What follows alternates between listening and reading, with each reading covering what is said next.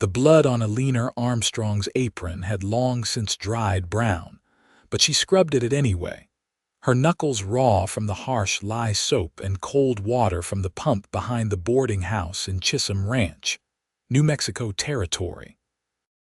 It was 1878, and she had been working as a cook and cleaning woman at Mrs. Henderson's establishment for 3 years now, ever since the cholera had taken her parents on the wagon train west.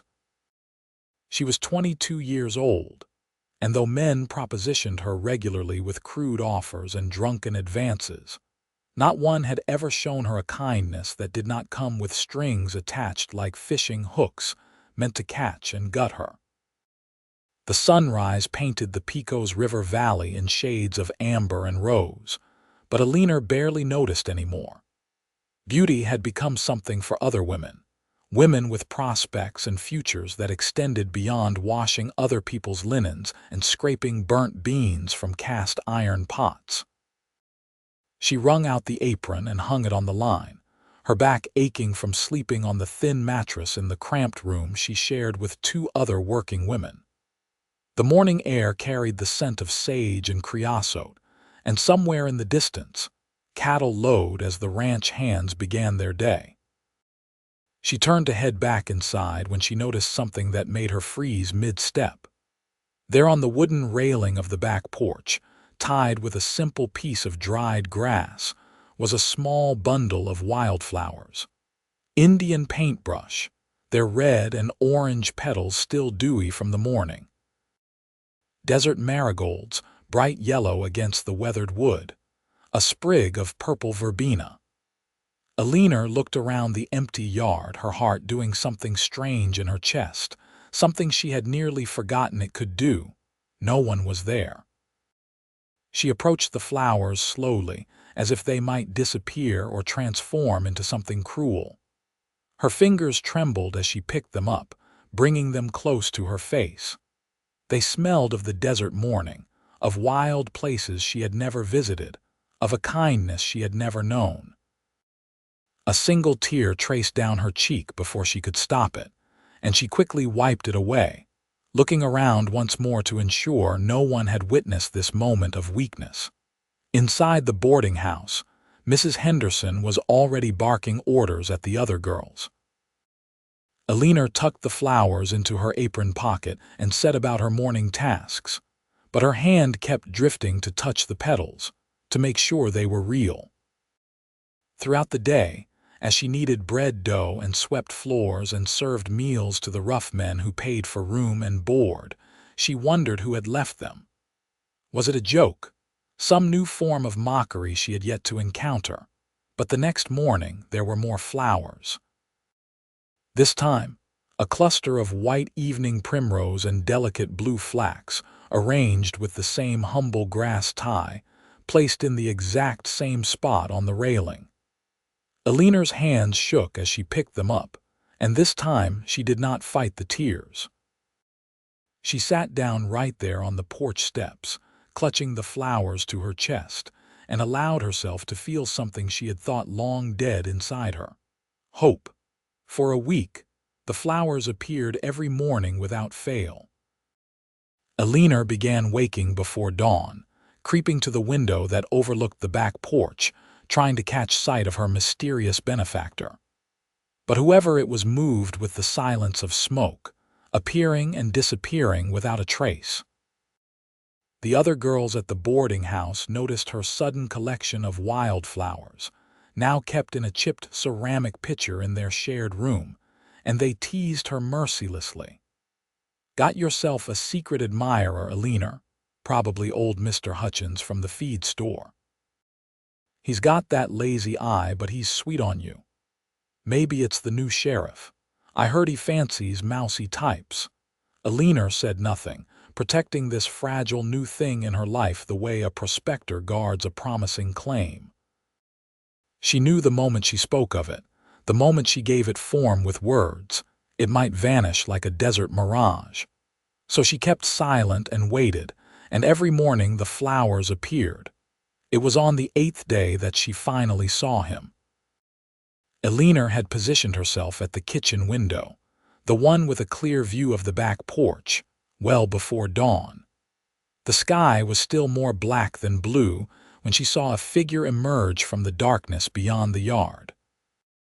He moved with a purposeful silence, and even in the dim pre-dawn light, Eleanor could see he was massive. Broad shoulders, a powerful build with hair that fell past his shoulders. He wore buckskin and carried himself with the easy confidence of a man who had long ago made peace with the wilderness.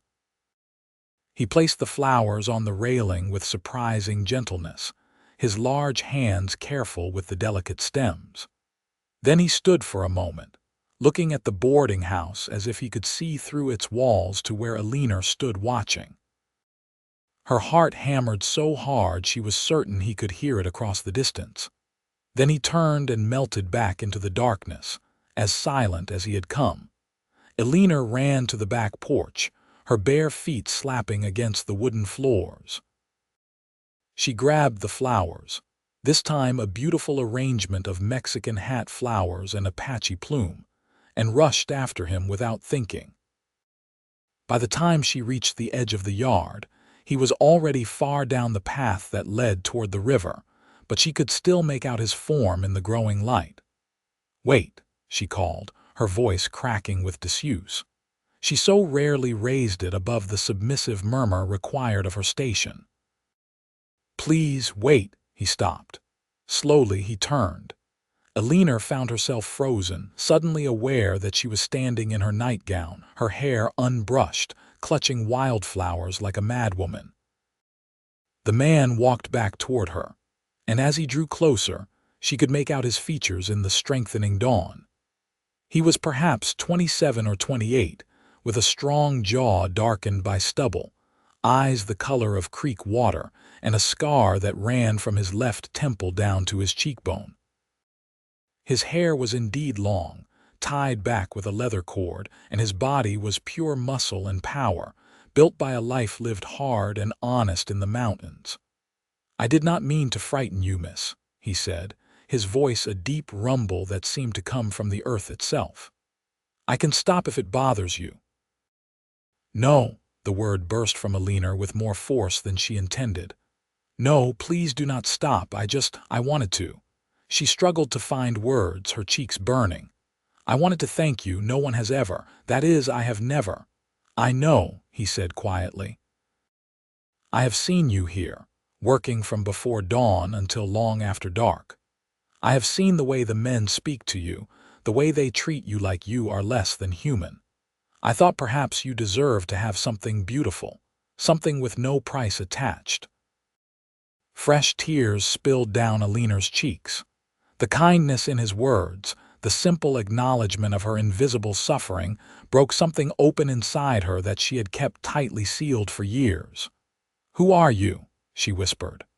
"Owen Northwood," he replied.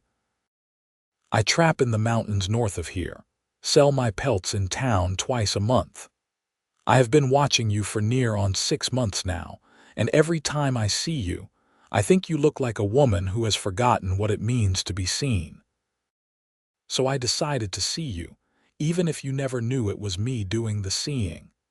Eleanor wiped her eyes with the back of her hand. "I am Eleanor Armstrong. I work here at the boarding house. I do not have anything to offer you in return for the flowers. I do not have anything at all, really. I am not looking for anything in return." Owen took a step closer, and Eleanor caught the scent of pine and leather and wood smoke. "But if you would allow me, I would like to bring you flowers every morning, and perhaps when you have a moment to spare you might walk with me. Just walk. Nothing more unless you wish it." "Yes," Eleanor said, the word tumbling out before she could second-guess herself. "Yes, I would like that very much." A smile transformed Owen's rugged face, softening the hard edges carved by mountain winters and solitary nights. "Tomorrow, then. After your morning work is finished. I have a few hours free in the afternoon. Mrs. Henderson lets us rest between lunch and dinner preparations. Then I will be here at 2 o'clock if that suits you." Eleanor nodded, still clutching the flowers. As Owen walked away, she stood in the yard until the sun had fully risen, and Mrs. Henderson's sharp voice called her inside to begin the day's work. But this time, the work felt lighter, the hours less oppressive, because she had something to look forward to beyond mere survival. The day dragged with an excruciating slowness. Eleanor burned the biscuits, spilled a pot of coffee, and earned a sharp rebuke from Mrs. Henderson, but she barely noticed. Her mind kept returning to Owen's face, his words, the gentleness in his rough hands as he had placed those flowers on the railing each morning. At 1 o'clock, she rushed through cleaning the lunch dishes, scrubbed her face and hands raw, and changed into her only good dress, a simple blue calico that had seen better days but was at least clean and mended. Owen was waiting by the back gate when she emerged at 2, holding another small bunch of wildflowers. This time, they were bright orange globemallow flowers mixed with white evening primrose. He handed them to her with a slight bow that would have seemed ridiculous on any other man but somehow fit him perfectly. "You look lovely," he said simply. Eleanor blushed and took the flowers. "Thank you. I do not think anyone has called me lovely since my mother passed." "Then people have not been looking properly."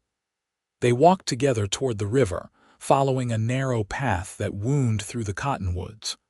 Owen matched his long stride to her shorter steps, never rushing, never pushing. He told her about his life in the mountains, about the trap lines he ran, the cabin he had built with his own hands, the way the aspens turned gold in the fall and the silence of snow in deep winter.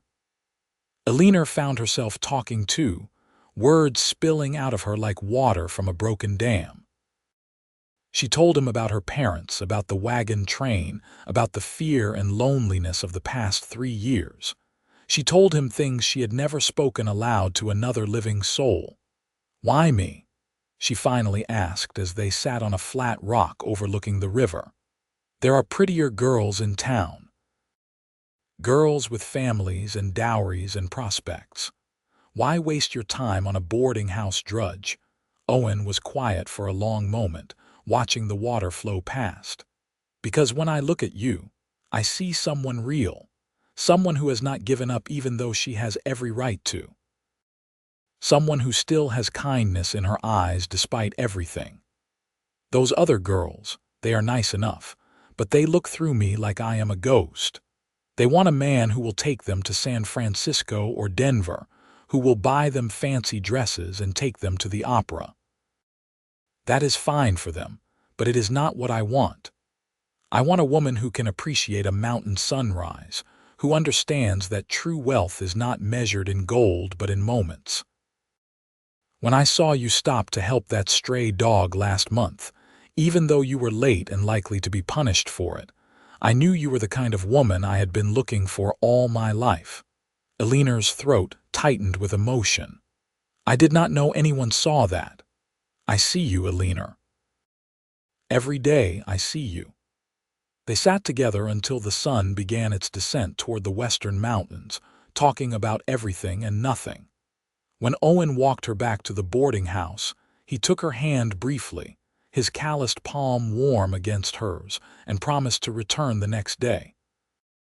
True to his word, Owen appeared the following morning with fresh flowers, and the morning after that, and the one after that.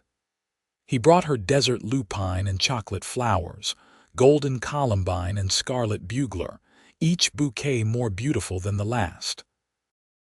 In the afternoons, when Eleanor could spare the time, they walked together, exploring the trails around Chisholm Ranch. Owen taught her to identify animal tracks, to read the signs of weather in the clouds, to move quietly through the brush. Eleanor, in turn, shared her dreams of someday having a little house of her own, a garden where she could grow vegetables and flowers, maybe a few chickens. "You would like the mountains," Owen said one afternoon as they rested in the shade of a large juniper. "My cabin has a good spot for a garden. Gets sun most of the day, and there is a spring nearby for water. The deer might try to get at your vegetables, but we could build a fence, a strong one." Eleanor looked at him sharply. "Are you suggesting something, Mr. Northwood?" "Owen, please." "Mr. makes me feel like I should be wearing a suit and sitting in a bank." He met her eyes, his expression serious. "And yes, I suppose I am suggesting something.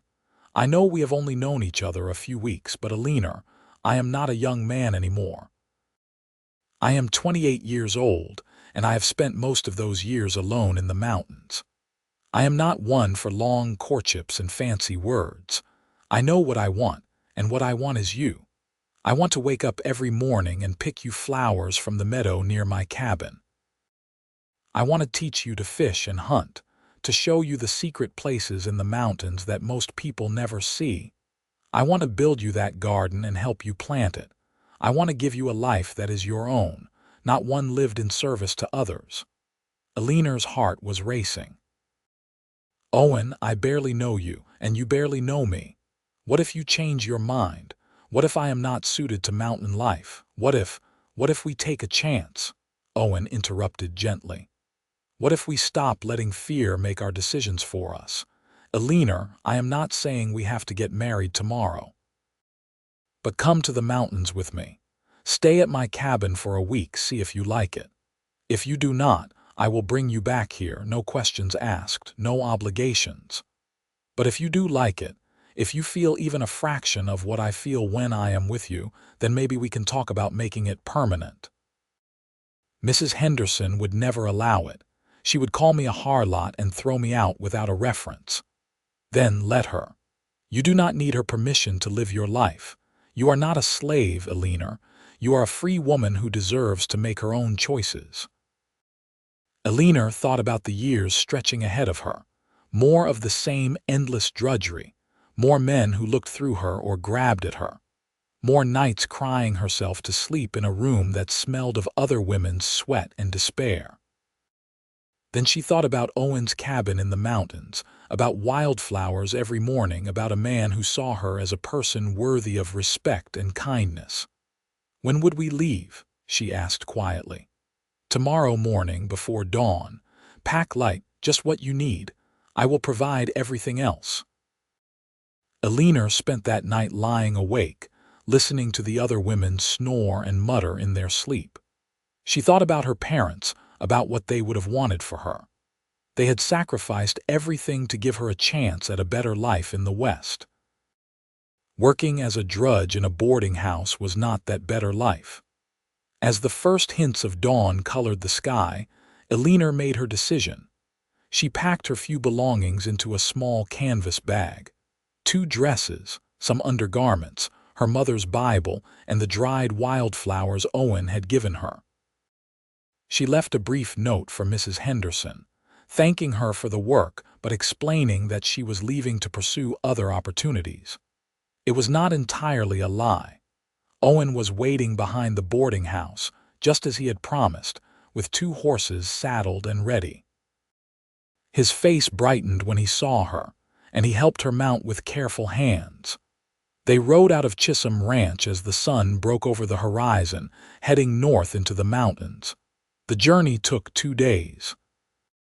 Owen led them along trails Eleanor never would have found on her own, through canyons and across streams, always climbing higher into the pine-covered slopes. They camped the first night under a sky so full of stars that Eleanor gasped when she looked up. Owen built a fire and cooked fresh trout he had caught in a stream, and they ate while he pointed out constellations and told her stories about the land. "Are you afraid?" he asked as they sat by the dying fire. "A little," Eleanor admitted, "but not of you.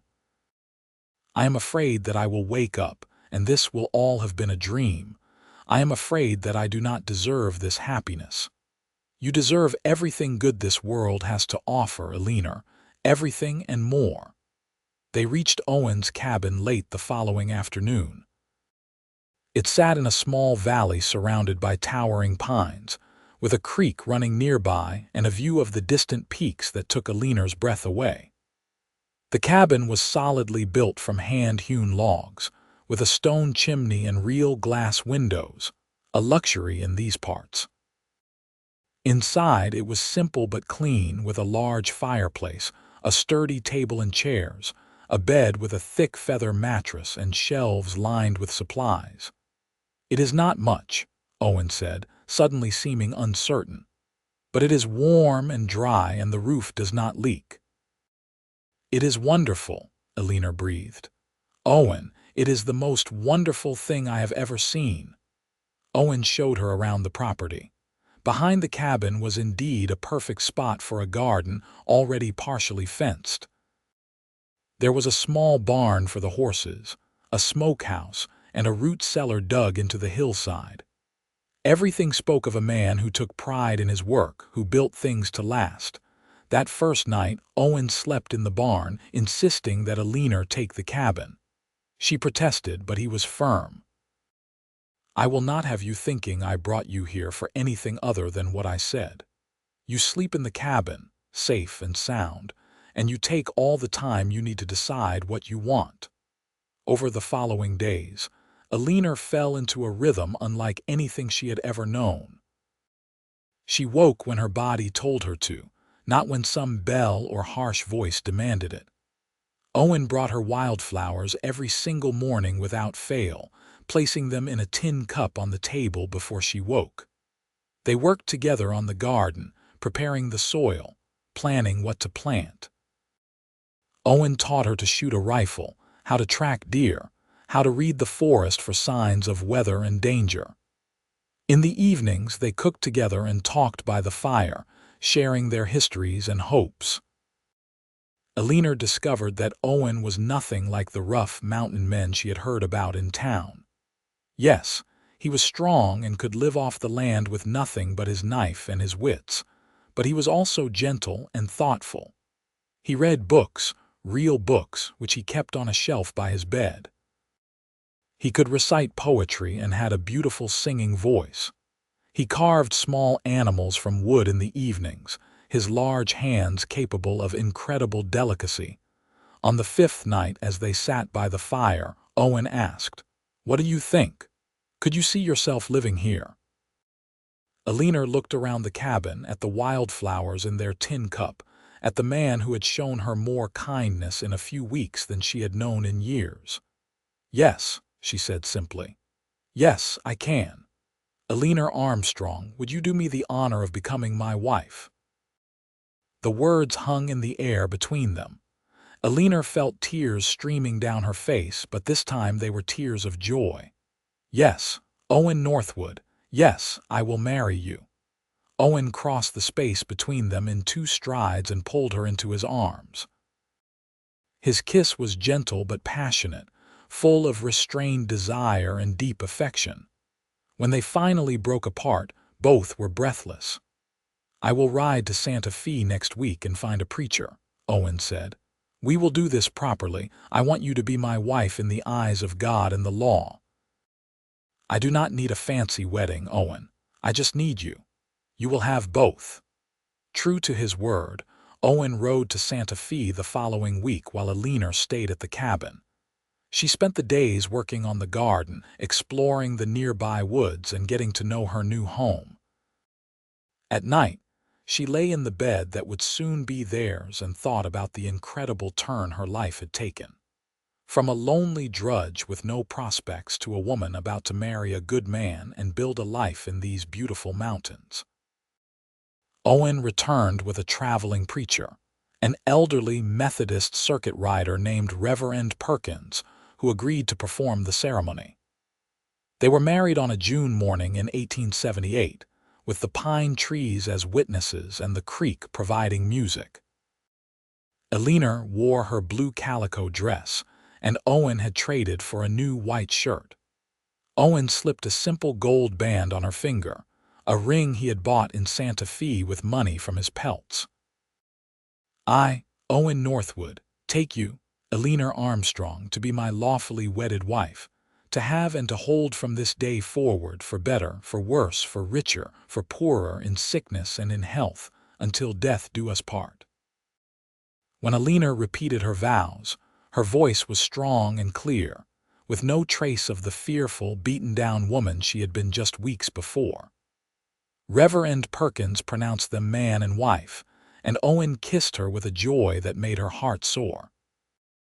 That night, in the cabin that was now truly theirs, Owen carried Eleanor to their bed. He undressed her slowly, reverently, kissing each bit of skin as it was revealed. "You are so beautiful," he murmured against her throat. "So damn beautiful." Eleanor had never known that being with a man could be like this, tender and passionate at once, full of whispered endearments and shared pleasure. Owen was patient and gentle, making sure she felt nothing but joy. Afterward, as they lay tangled together under the quilts, Eleanor felt complete in a way she never had before. "I love you," she whispered into the darkness.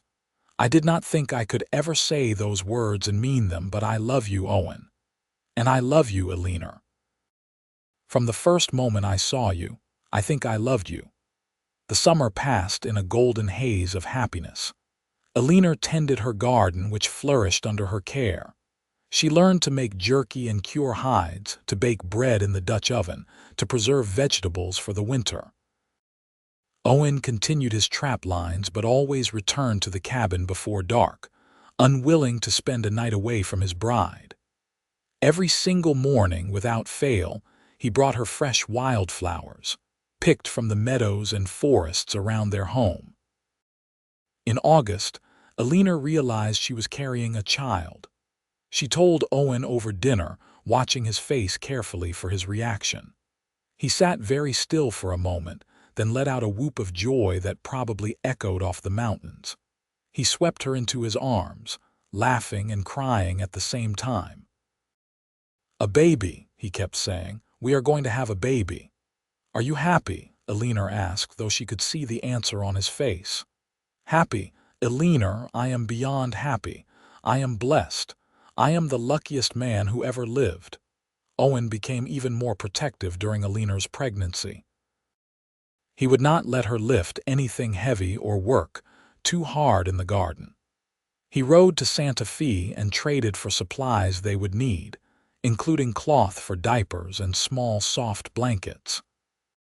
In the evenings, he would sit with his hand on Eleanor's growing belly, talking to their unborn child, telling stories about the mountains and the life they would share.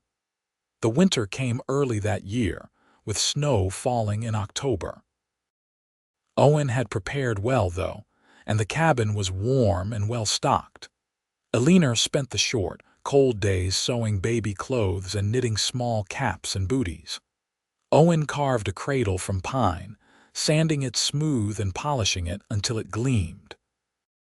On clear days, he still went out and somehow found flowers for Eleanor, winter blooms like frostweed and rock cress, hardy plants that survived the snow. "You do not have to do this every day," Eleanor told him one morning as he presented her with a small bunch of dried flowers preserved from summer. "I know it is difficult in winter." "I will bring you flowers every day until I die," Owen said firmly. "That is a promise I made to myself when I decided to court you, and I will not break it." In late February, during a break in the winter storms, Eleanor went into labor. Owen had prepared for this, having ridden down to Chisholm Ranch the previous month to fetch a midwife, a capable older woman named Mrs. Garcia who agreed to stay at the cabin until the baby came. The labor was long and difficult, lasting nearly 18 hours, but Owen never left Eleanor's side. He held her hand, wiped her brow, and whispered encouragement even as his own face grew pale with worry. Finally, as dawn broke over the mountains, their son entered the world with a lusty cry. "Mrs." Garcia cleaned him up and placed him in Eleanor's arms, and Eleanor looked down at the tiny, perfect face of her child with wonder. "He is beautiful," she whispered. "Owen, he is perfect." Owen, with tears streaming down his weathered face, touched his son's tiny hand with one finger. The baby grasped it instinctively, and Owen made a sound halfway between a laugh and a sob. "He is strong, just like his mother. They named him Samuel Owen Northwood, Samuel after Eleanor's father. The baby had Owen's strong features and Eleanor's delicate coloring, and both parents agreed he was the most handsome child ever born. The years that followed were full and rich. Samuel grew into a sturdy, curious boy who loved exploring the mountains with his father. Eleanor's garden expanded each year, providing more than enough vegetables for their family. Owen taught Samuel to track and hunt, to respect the wilderness and understand its ways. Every morning, without fail, Owen brought Eleanor wildflowers, even when Samuel was old enough to help him pick them. When Samuel was 3, Eleanor gave birth to a daughter, Grace Mary Northwood. She had Eleanor's auburn hair and Owen's green eyes, and her laugh could fill the entire cabin with joy. 2 years later, another son arrived, Thomas, who was quiet and thoughtful, more interested in books than hunting. The cabin expanded to accommodate the growing family. Owen built an addition with 2 small bedrooms for the children, and later another room for storage and winter supplies. Eleanor taught all the children to read and write using the books Owen brought back from his trips to Santa Fe. She told them stories of their grandparents and the journey west, instilling in them a sense of where they came from. Life was not always easy. There were harsh winters when supplies ran low, summers when drought threatened the garden, illnesses that scared them half to death until the fever broke.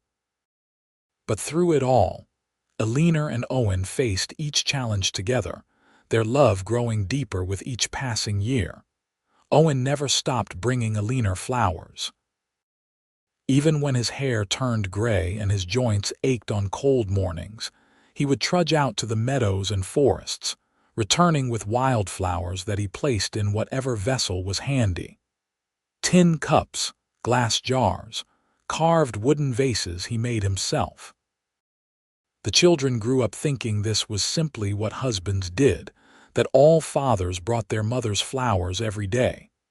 "Why do you still bring Mama flowers every morning?" Samuel asked one day when he was about 15, out helping his father check the trap lines. "You have been married 20 years now. Everyone knows she is your wife." Owen considered the question seriously as they walked. "Your mother spent the first 22 years of her life being overlooked and undervalued.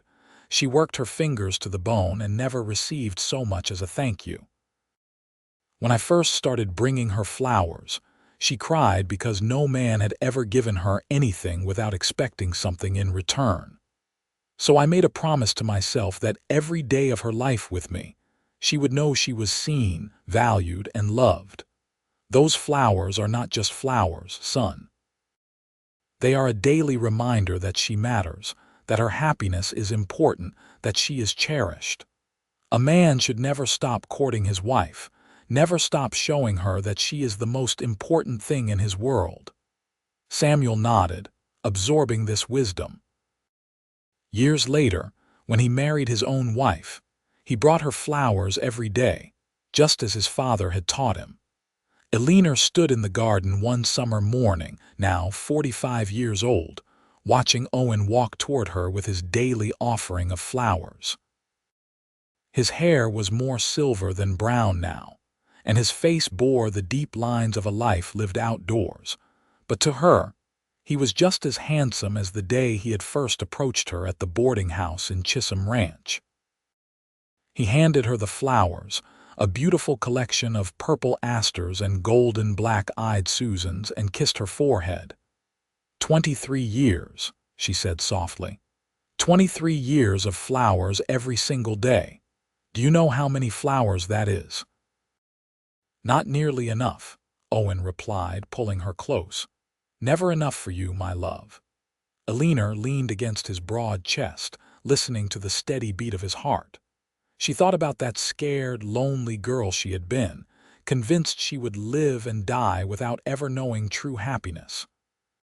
She thought about the first morning she had found flowers on the railing, how something inside her had cracked open and let hope creep in. She thought about all the mornings since, thousands of them, each beginning with the simple gift of wildflowers and the quiet reminder that she was loved.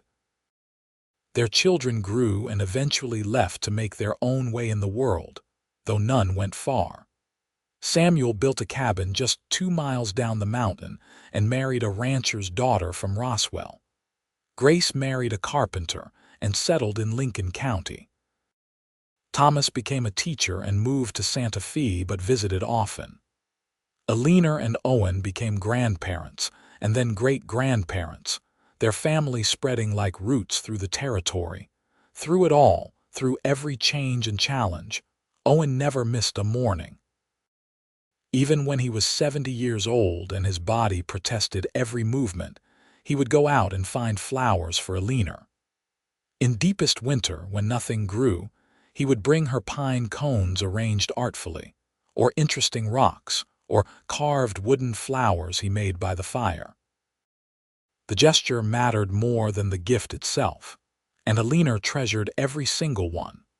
One spring morning, when Eleanor was 67 and Owen 73, she woke to find him already gone from bed.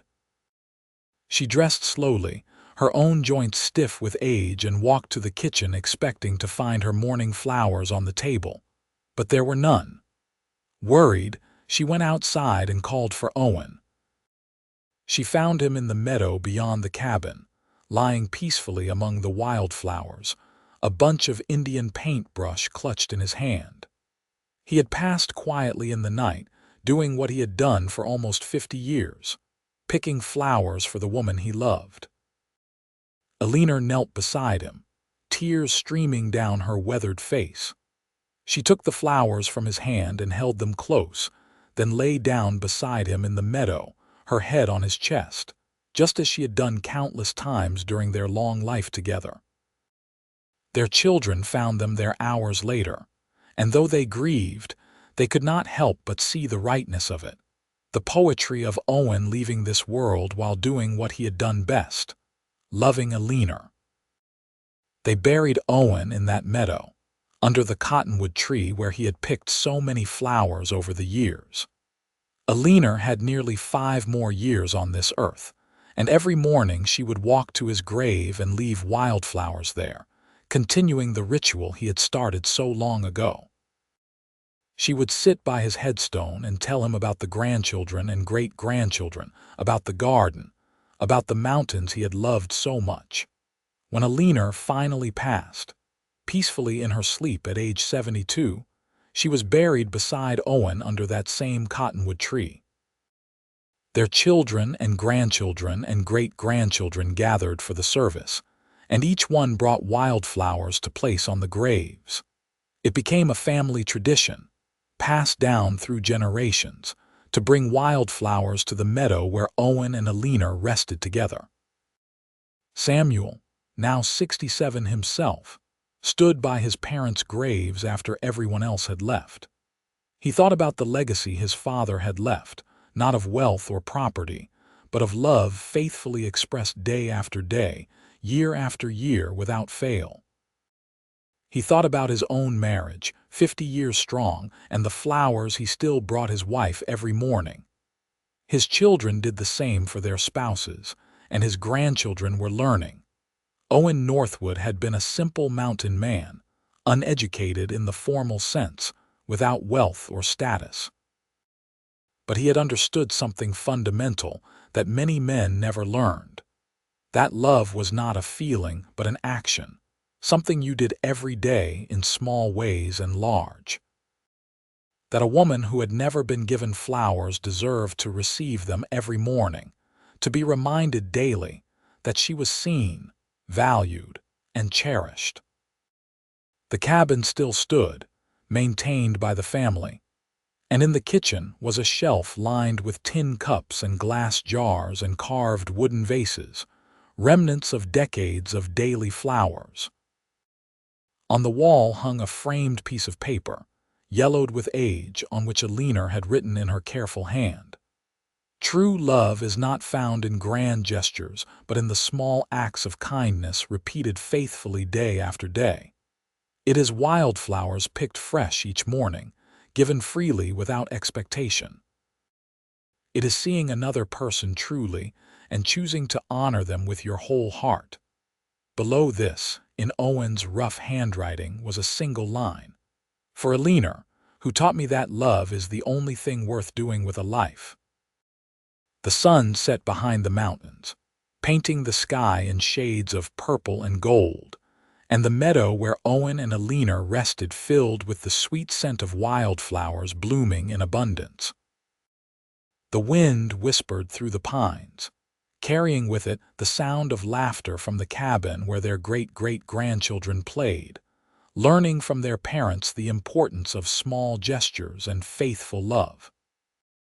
In the end, Owen and Eleanor's story was not one of dramatic rescues or grand adventures, though they had faced their share of hardships. It was a quieter story, but no less powerful for its simplicity. It was the story of a mountain man who saw a lonely woman and decided to show her kindness, and of a woman who had never been given flowers learning that she deserved beauty and love. It was the story of wildflowers picked fresh each morning for 50 years, of vows kept and promises honored, of a family built on a foundation of mutual respect and tender affection. Their graves in that mountain meadow became something of a legend in the territory, a place where young couples would come to pledge their love, where the old came to remember, where anyone who needed hope could see evidence that true, lasting love was possible. The wildflowers there grew more abundantly than anywhere else, as if the earth itself was honoring the love that had blessed that ground. And on certain quiet mornings, when the mist rose from the creek and the sun painted the peaks gold, those who visited swore they could see two figures walking hand in hand through the meadow, the tall, broad-shouldered man bending to pick flowers, the woman beside him laughing with pure joy, their love transcending even death itself. The legacy of Owen and Eleanor Northwood lived on, not in monuments or written histories, but in the hearts of those who knew their story and in the simple practice of picking wildflowers for those you love, of seeing others truly, of choosing kindness and faithfulness every single day. Their story became woven into the fabric of the territory, passed down from parent to child, a reminder that the greatest adventures were not always found in chasing gold or conquering wilderness, but in the quiet daily choice to love someone well. In Santa Fe, in Roswell, in Lincoln and Chisholm Ranch, and beyond, there were families who traced their ancestry back to Owen and Eleanor. And in each of those families, the tradition continued. Wildflowers brought to wives, husbands, partners, and children, a daily reminder that they were seen, valued, and cherished. What Owen had started on that first morning when he placed flowers on a boarding house railing had become something larger than himself, a ripple spreading outward through time, touching lives he would never know. The mountains stood eternal, the meadows bloomed each spring, and the story of the mountain man who brought his wife wildflowers every morning for 50 years continued to inspire anyone who heard it, a testament to the transformative power of simple, faithful love freely given and gratefully received. Eleanor had never been given flowers by any man before Owen, but from that first morning until his last breath, she knew what it meant to be truly loved, and that knowledge changed everything.